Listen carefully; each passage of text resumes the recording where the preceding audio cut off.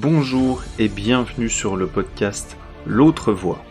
Je me nomme Valentin Collin et voyez-vous, je crois profondément que chaque être humain a pour mission de découvrir sa singularité afin d'incarner sa vocation pour son épanouissement et le bien commun.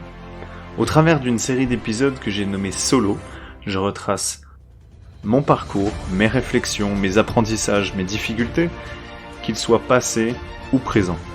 Pourquoi ? Dans une démarche d'excellence, j'ai le désir de pouvoir transmettre en toute humilité le chemin que j'ai déjà parcouru. Je suis persuadé que pour faire évoluer ce monde, cela se réalise une personne à la fois. Je vous emmène avec moi et je vous dis bonne écoute.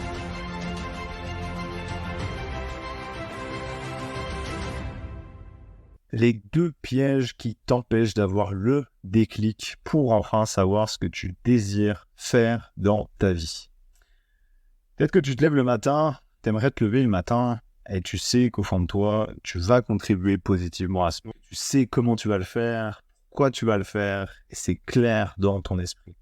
Et peut-être qu'actuellement, tu peux te sentir vide, tu te manques quelque chose. Donc, tu te compares en traînant sur Instagram, en te disant que les autres, eux, ils ont de la chance de savoir. Bref, bienvenue au club, parce que moi aussi, j'ai pu ressentir toutes ces choses-là et de pouvoir être dans un marasme personnel, tourner en boucle, tourner en rond, de dire « Ouais, mais moi, ce qui me manque, c'est le déclic. Moi, j'ai pas le truc. Il me manque un truc et je pourrais aller plus loin. » Bref, il se trouve qu'il y a je vais te citer un livre qui s'appelle « Le jeu infini ». Et l'auteur, c'est Simon Sinek. En passant, un auteur qui m'inspire. Et si tu ne connais pas ce bouquin-là ou cet auteur-là, je t'invite vivement à aller regarder ce qu'il fait. Et en fait, il nous dit que dans la vie, dans le business, en tout cas la vie en général et les relations et ta vie personnelle, il y a des jeux qui sont finis, où c'est-à-dire où on connaît les règles, où tout le monde est d'accord sur les règles, où les opposants sont connus. Je veux dire, il y a quelqu'un qui peut dire à la fin, par exemple, d'un match, oui, lui, il a gagné sur tel et tel critère, etc. Mais c'est dans la vie, en tant que tel. Quand c'est que c'est fini. Il dit, quand c'est qu'il y a des choses qui, où on sait que, par exemple, lui, il prenait des exemples d'entreprise, où il disait, il y en a qui vont chercher à être le meilleur, à être le numéro 1. Il dit, concrètement, t'es numéro 1 sur quoi ? Sur un chiffre d'affaires, sur la santé de ta boîte du bien-être de tes gens au travail, t'es premier parce qu'au nombre de produits, etc. Donc, qui donne des bases ? Personne. Il y a des nouveaux concurrents qui peuvent arriver, les règles du jeu se changent tout le temps, etc. Et il n'y a pas de règles définies au bout de ça. Donc là, tu vas me dire, ouais, ok, c'est sympa, Valentin, trop bien, je finis infini, et maintenant, ça veut dire quoi ? En fait, je vais faire la traduction. Par exemple, je m'étais engagé pour une formation de 3 mois et je me suis dit, j'ai pas le choix. Si j'arrive pas à atteindre mon objectif, mon rêve, mon désir, et ben ensuite c'est mort. C'est ça ou rien, tu vois. Extrême un peu, certes, je te l'accorde.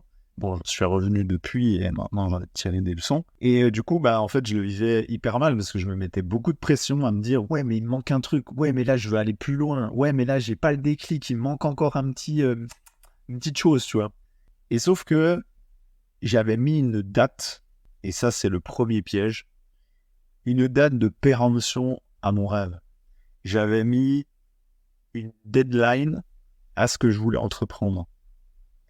Et du coup, j'étais pressé par le temps.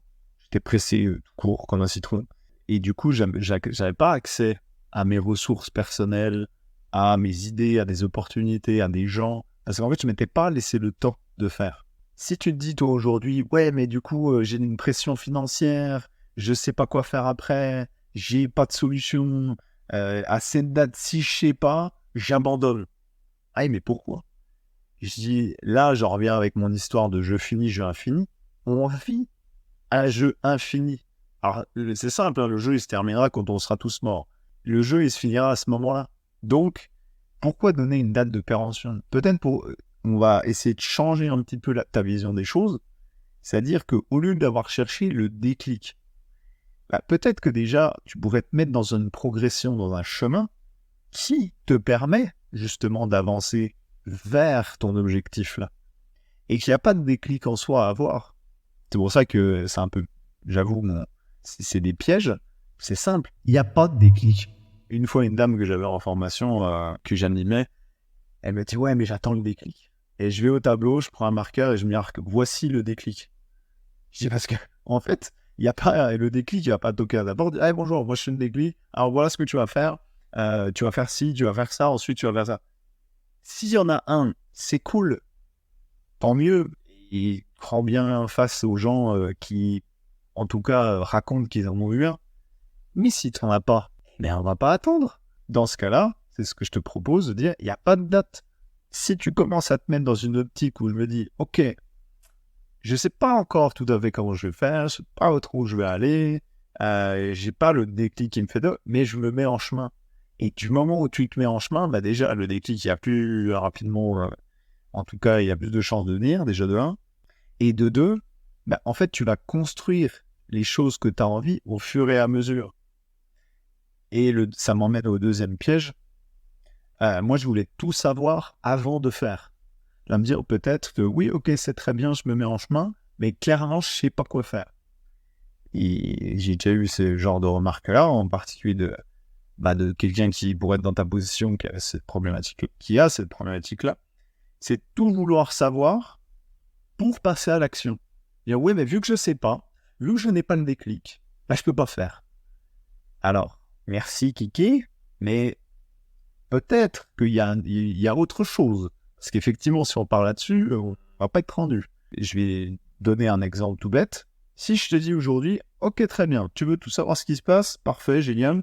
Donc, je t'amène un bouquin énorme. J'ai un parpaing comme un peu style vieux grimoire. Hein.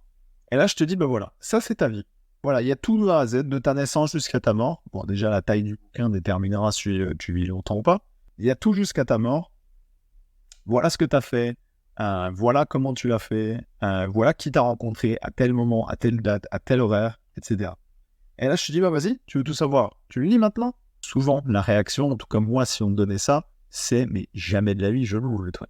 Parce que si je lis le truc, en fait, ça vaut même plus la peine d'être vécu.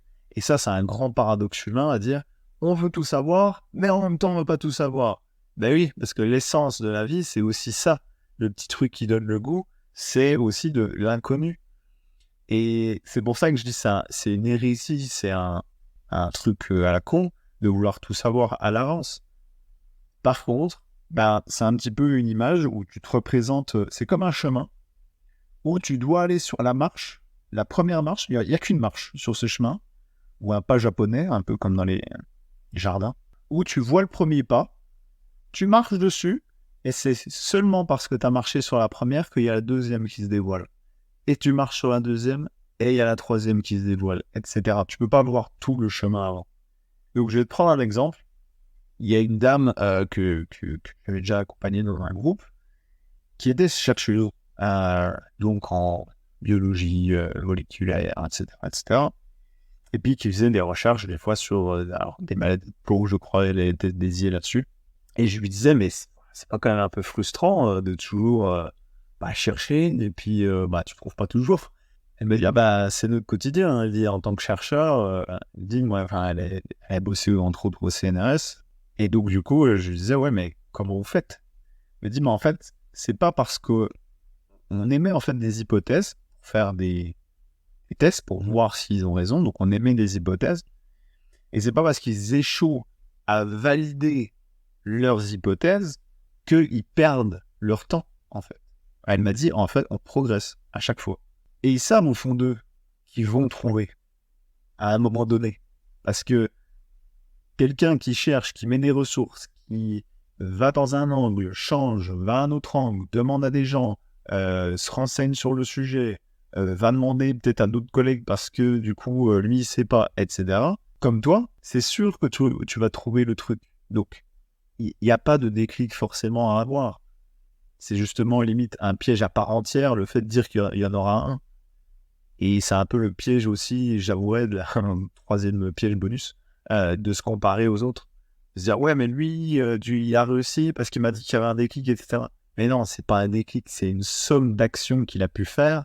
Et après coup, quand tu regardes les choses en arrière, tu te dis « Ouais, j'ai eu un déclic à tel moment. » Jamais de la vie, même moi aujourd'hui, je pourrais te dire « J'ai eu un déclic. J'ai bossé tellement, je me suis tellement posé de questions, je me suis tellement mis à mal à aller me faire des formations, à aller bouger, à aller me renseigner, à lire des bouquins, à me dire « Putain, je suis qu'une merde, etc. » Non, mais à aucun moment, à un moment donné, je vais dire « J'ai eu un déclic. » Voici un peu maintenant l'action que je veux que tu fasses, parce que c'est sympa d'avoir la belle théorie et de m'écouter.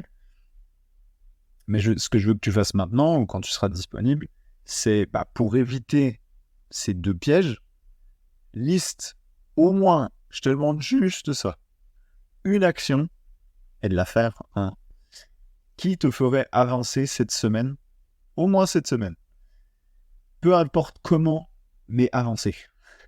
Tu rencontres quelqu'un, je sais pas, t'appelles quelqu'un que t'as vu il y a peu de temps, tu dis on se fait un café, un resto, ce que tu veux, tu vas à un événement, tu te fais une liste, éventuellement ça peut être une action aussi, de te faire une liste des actions possibles, avec détachement, et en te disant, je ne sais pas où ça va me mener, mais au moins j'avance, et je progresse. Maintenant, si tu es de celles et ceux qui désirent faire sa différence, créer un impact, il te faut absolument une chose, avoir un but, avoir un cap, avoir une mission. Tu peux sentir en toi ce potentiel qui, aujourd'hui, pourrait sembler endormi, mais aussi ce sentiment de te sentir coincé dans une vie qui ne te convient pas telle qu'elle est. Je te rappelle que tu n'as qu'une vie ici, alors je te propose d'en donner le meilleur en mettant tes ambitions et ton excellence au service d'une cause importante pour toi. Pour t'aider à cela, je t'offre gratuitement ma courte formation qui s'appelle « Comment trouver sa mission de vie grâce à 4 piliers accessibles et méconnus dont même les bilans de compétences ne parlent pas ». À l'intérieur, tu vas apprendre 1. À définir tes vraies aspirations pour que tu puisses ensuite créer un projet pro qui te corresponde. 2. Les 7 éléments à prendre en compte pour une vie remplie de sens. 3. Trouver la cause pour laquelle tu veux agir et tu vas agir. Et enfin, le moyen de devenir aligné entre qui tu es et ce que tu fais. J'ai compilé 10 années d'apprentissage personnel à ce sujet et j'ai à cœur de te transmettre ceci pour t'éviter les galères par lesquelles j'ai pu passer. Pour que toi aussi, tu vives une vie qui vaut le sens d'être vécue. Je te garantis que tu n'as jamais vu ça ailleurs, donc ne passe vraiment pas à côté. Pour le télécharger, clique sur le lien qui se trouve en description de l'épisode. Cela va t'emmener vers un formulaire d'inscription. Tu as juste besoin d'inscrire ton prénom, ton adresse mail. Une fois que c'est fait, tu cliques sur le bouton recevoir et tu recevras ça directement dans ta boîte mail gratuitement. Dernière chose, si tu aimes ce que je fais, lâche une note 5 étoiles sur la plateforme où tu te trouves, ça m'aide beaucoup. Et évidemment, abonne-toi au podcast pour être averti en premier des nouveaux épisodes à venir.